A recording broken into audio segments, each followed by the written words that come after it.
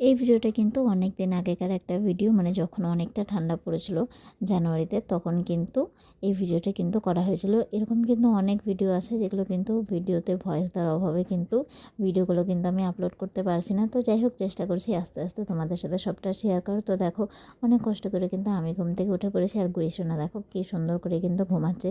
আর সকাল সকাল কিন্তু দেখো বাইরের ওয়েদারটা কিন্তু অনেকটা সুন্দর। আজকে কিন্তু কোনো কিন্তু কুয়াশা কিন্তু নেই, কোনো মেঘ নেই, আকাশ একদম ঝকঝকা পরিষ্কার।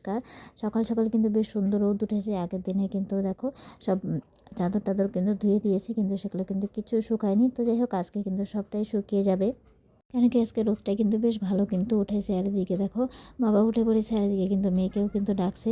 আর এই যে ঘুড়ি কিন্তু মোজা পরতে পারছে না, তার জন্য কিন্তু সকাল সকাল কিন্তু খুব রেগে যাচ্ছে যে না, ও মুজি কিন্তু পরতে পারছে না। তো যাই হোক, দেখো মুজিগুলো কিন্তু ছুঁড়ে ছুঁড়ে কিন্তু ফেলে দিচ্ছে। তো ওকে কিন্তু বলা হয়নি যে আজকে বাড়িতে একজন আসছে, তো আজকে ঘুড়ির খুব প্রিয় একজন কিন্তু আসছে আমাদের বাড়িতে। তো গুড়িকে বলার সাথে সাথে কিন্তু গুড়ি কিন্তু খুব খুশি হয়ে গেছে। তো কে আসছে তোমরা অবশ্যই জানতে পারবে।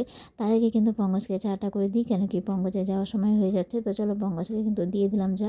আর সকালে কিন্তু বেশিরভাগ টাইম কিন্তু আমরা কিন্তু লাল চাটাই কিন্তু খাই, সকাল সকালে দুধ চা কিন্তু খাওয়া হয় না। হ্যাঁ, আগে কিন্তু এই বাজে অভ্যাসটা কিন্তু ছিল যে সকাল হলে কিন্তু দুধ চা লাগবে, কিন্তু এখন কিন্তু অনেক কষ্ট করে কিন্তু আমরা কিন্তু সবাই কিন্তু অ্যাডজাস্ট করেছি লাল চা খাওয়াটা। কেন কি লাল চা খাওয়াটা সত্যিই ভীষণ ভালো। আর সকাল সকাল তো দুধ চা খাওয়া একদমই ঠিক না। তো যাই হোক, এত কষ্ট করে ছাড়তে পেরেছি আর ধরতে চাই না।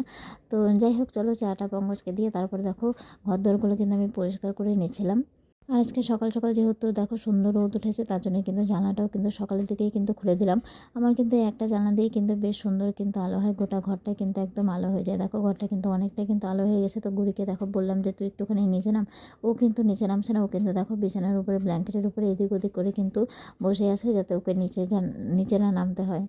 তো ওকে কিন্তু একবার এদিক ওদিক করেই কিন্তু দেখো বিছানা টিছানাগুলো কিন্তু পরিষ্কার করে নিলাম। এখন ঘরদোরগুলো পরিষ্কার করে তারপরে কিন্তু গুড়িকে দিব হচ্ছে ব্রাশ করতে। গুড়ি ব্রাশ করা হয়ে গেলে তারপরে ওকে দুধটা খাওয়াবো, দুধটা খাইয়ে তারপরে কিন্তু বাড়িতে যে আসবে তার অপেক্ষায় কিন্তু আমরা কিন্তু সবাই কিন্তু বসে আছি যে না কখন আসবে। তো দেখা যায় কখন ফোন করছে। আর গুড়ি ব্রাশ করা হয়ে গেলে তারপরে কিন্তু আমিই কিন্তু ফোন করবো ভাবছিলাম। তো যাই হোক, গুড়িকে ব্রাশ করাতে করাতে কিন্তু দিদিই কিন্তু ফোন করে নিছে, ও কিন্তু আসছে আমাদের বাড়িতে।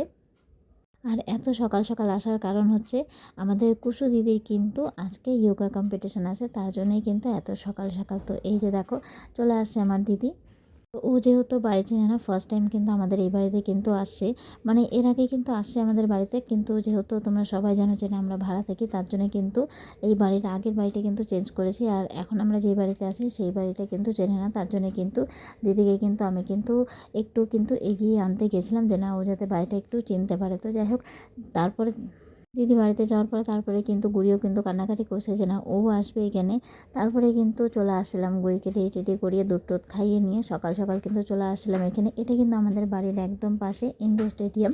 ইন্দোর স্টেডিয়ামে কিন্তু আজকে আমাদের এই যে কুশু দিদির হচ্ছে যোগা কম্পিটিশন, তো ওখানেই কিন্তু আমরা সবাই কিন্তু চলে আসছি। আর এই ইন্দোর স্টেডিয়াম কিন্তু একদম কিন্তু গুরু স্কুলের পাশে, মানে আমাদের বাড়ির পাশে খুব কাছে। তার জন্য কিন্তু এখান থেকে কিন্তু আমাদের বাড়িতে কিন্তু ওকে কিন্তু বলেছিলাম যে না তুই আসিস, তার জন্য কিন্তু দিদিকে কিন্তু গেছিলো।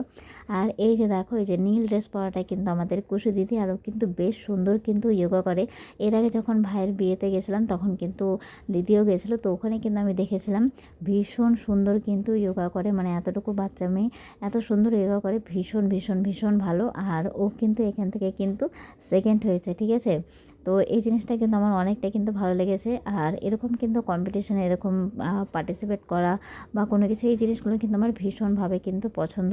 আর সত্যি কথা বলতে যোগা যে এত কিছু হয় এটা কিন্তু আজকে কিন্তু আমি দেখলাম।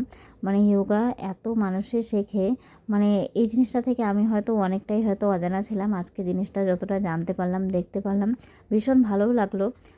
তো এটা ছিল কুসুর কিন্তু ফার্স্ট রাউন্ড। তো ফার্স্ট রাউন্ডটা দেখার পরে কিন্তু আমি আর গুড়ি কিন্তু বাড়ি চলে যাবো, কেন কি বাড়ি গিয়ে সামান্য একটুখানি রান্নার আয়োজন করতে হবে।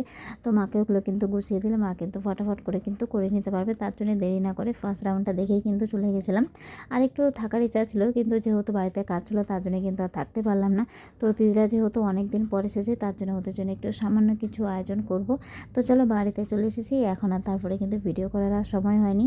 তো ভিডিও তো অনেক কিছুই ছিল, তোমাদেরকে নেক্সট টাইমে সবটা দেখাবো।